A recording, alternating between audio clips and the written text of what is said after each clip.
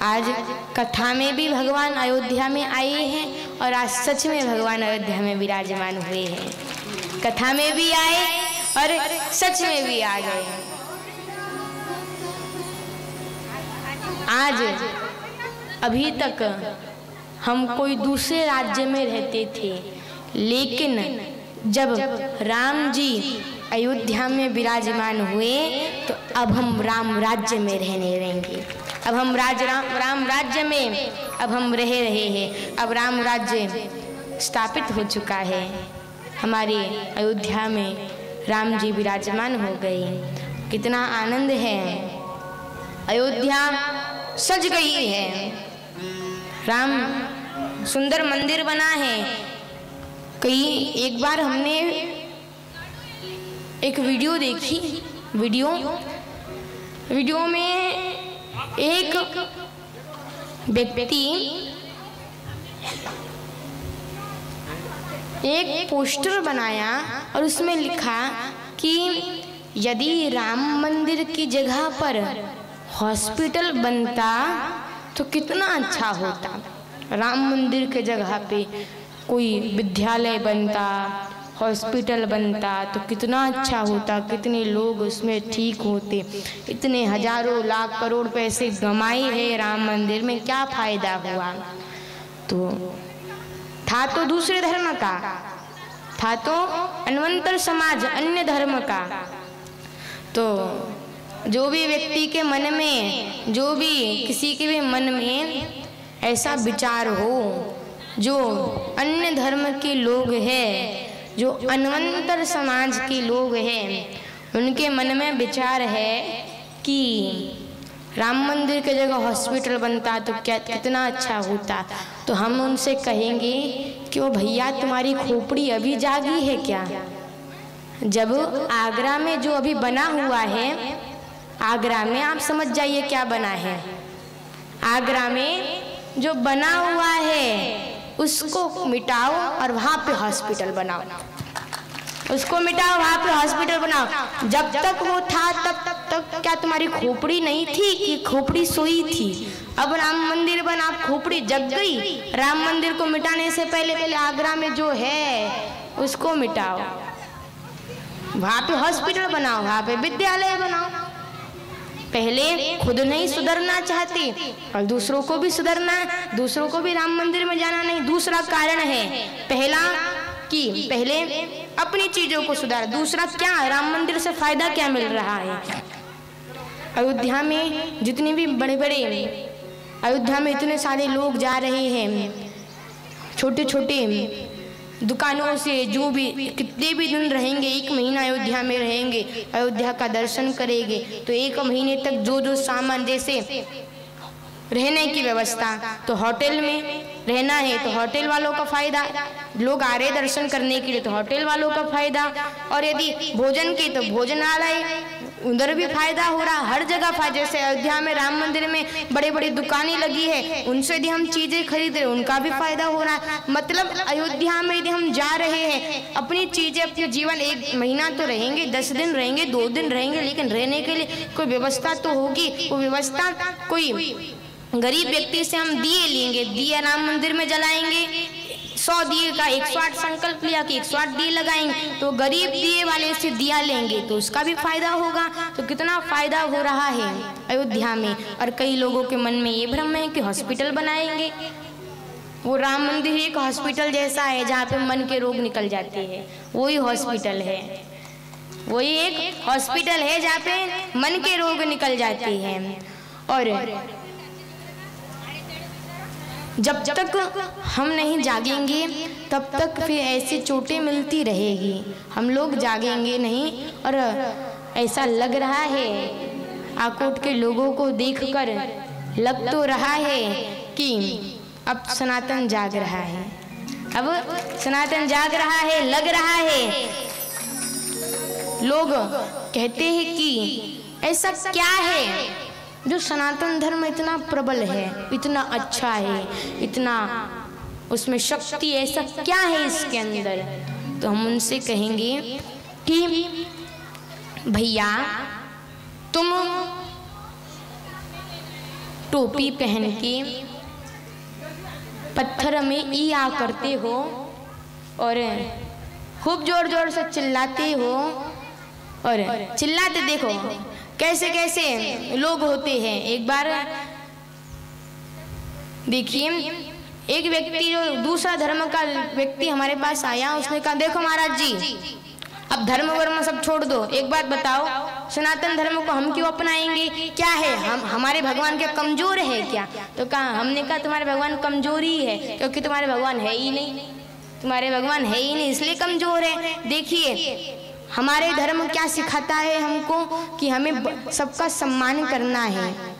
हनुमान चालीसा हमको क्या सिखाती है? हनुमान चालीसा में ये नहीं लिखा कि हनुमान जी की पूजा करो, सबका सम्मान, बड़ों का सम्मान, छोटों का सम्मान, हर एक देवता का सम्मान करना सिखाती है। लेकिन दूसरे धर्म के लोगों के जाके पढ़ोगे तो उसमें बस इतना ही लिखा होता है कि हमारे ही भगवान श्रेष्ठ, दूसरे भगवान है ही नहीं।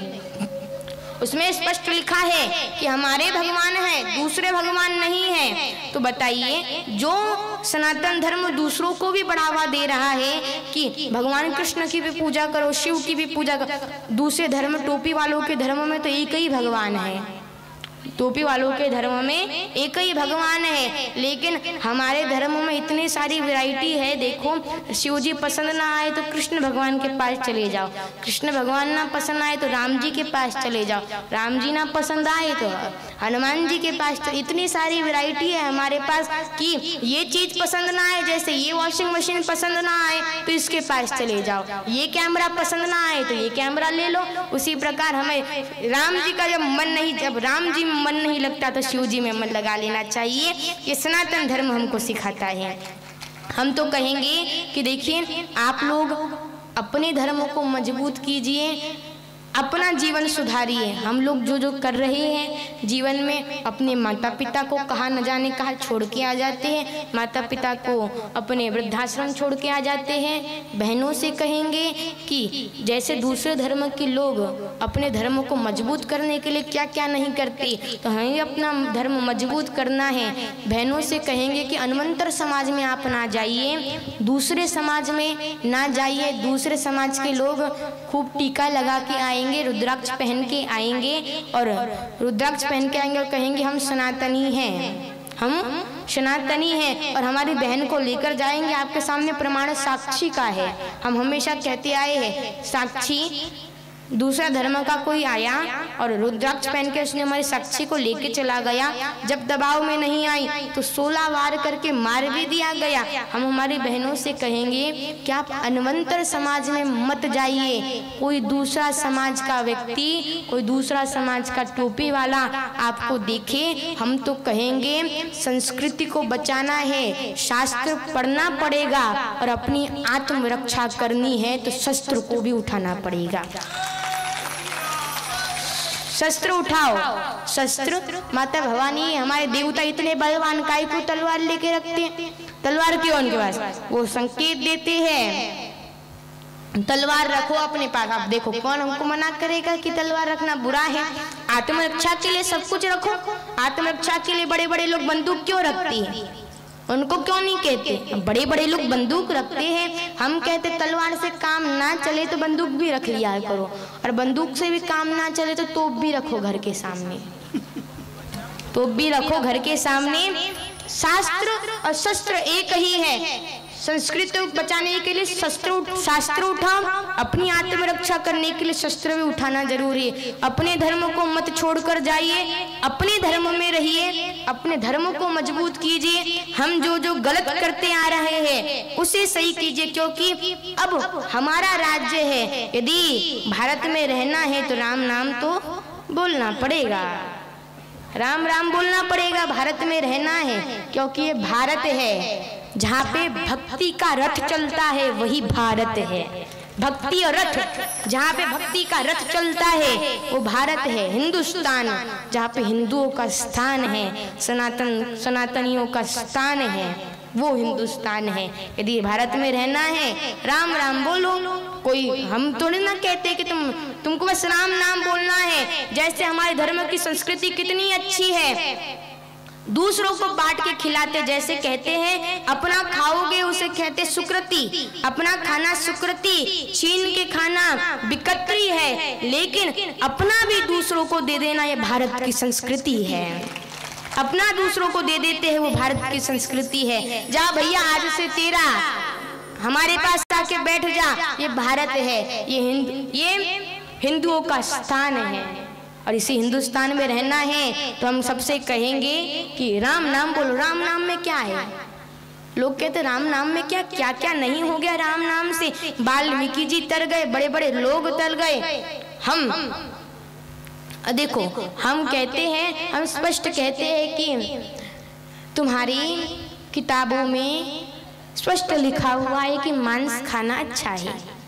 इसमें दूसरे लोगों की किताबों में लिखा हुआ है कि मांस खाना अच्छा है। अब जाके पढ़ेंगे तो पता चलेगा कि स्पष्ट लिखा है मांस खाना अच्छा है। मांस खाने से हमारे शरीर को तंदुरुस्ती मिलती है। ये लाइन हमने गुरुदेव से सीखी है और हमारे गुरुदेव हर एक चीज को पढ़ते थे और उन्होंने तभी से इस धर्म का विरोध किया है जिस धर्म में स्वयं लिखा हुआ है, जिन धर्मों की किताबों में लिखा हुआ है कि मांस खाना अच्छा है। अब चलो धर्म की बात छोड़ दो, कोई धर्म छोड़ दो। आप हमारी मैयाओं से पूछेंगे कि आपके सामने आपके 2 दिन के बालक को, कितने दिन के? 2 दिन का, भी 2 ही दिन हुए जन्म लेके, आपके सामने आपके बालक की ये 5 उंगलियां काट दी जाए और आपके सामने ही कढ़ाई में खूब तल के नमक चटनी लगा कर गरम मसाला लगा के आपके सामने खाया जाए तो क्या आपको अच्छा लगेगा? लगेगा कि नहीं लगेगा? अच्छा लगेगा कि खराब लगेगा? अच्छा नहीं लगेगा। देखिए फिर जो हम जीवों को काट काट के खा रहे हैं तो उन पे क्या बीतती होंगी, उनको कैसा लगता होगा। तो अब आप ये सोचिए कि जो हमको अच्छा नहीं लग रहा वो हमारा सनातन धर्म कह रहा है कि उसे खाना नहीं चाहिए। हमारे भगवान ने क्या क्या नहीं दिया खाने के लिए? खूब पेट भर के खाओ। दूसरों की जीव को क्यों खा रहे हो? जीव खाना पाप है। सनातन धर्म कहता है जीव नहीं खाना चाहिए और टोपी वालों का धर्म कहता है कि जीव खाना चाहिए। अब आप बताइए धर्म कौन सा सही है?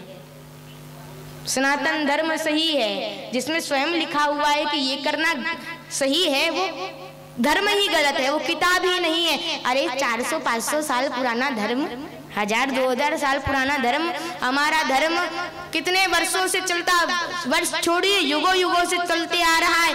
जब सृष्टि नहीं थी या जब खत्म हो जाएगी, जब सृष्टि नहीं थी तभी भी सनातन धर्म था, जब सृष्टि है तभी भी सनातन धर्म रहेगा और जब सृष्टि नहीं रहेगी तभी भी सनातन धर्म रहेगा। बहुत सारे लोग सनातन धर्म को नष्ट करने में लगे रहते हैं कि हम सनातन धर्म को नष्ट कर देंगे, सनातन धर्म को खत्म कर देंगे। हम कहेंगे बड़े बड़े लोग आए, कंस आया सनातन धर्म को नष्ट करने, रावण आया सनातन धर्म को नष्ट करने, वृतासुर आया सनातन धर्म को नष्ट करने, भस्मासुर आया सनातन धर्म को नष्ट करने। अरे उनके बाप से सनातन धर्म नष्ट नहीं हुआ तो तुम्हारे बाप से का खाक होगा? तुम्हारे बाप से का ख्याक सनातन धर्म नष्ट होगा? कितना बलवान रावण था, सनातन धर्म नष्ट नहीं कर पाया। तुम्हारे बस की बात है? हम तो कहेंगे तन मिला राम ने दिया। अभी अभी तुम धर्म धर्म कर रहे हो, मरोगे तो राम के पास ही जाओगे। जब तक तन मिला है सनातन धर्म के रहो, अपने धर्म में रहिए। बहनों से कहेंगे दूसरे धर्म में ना जाइए।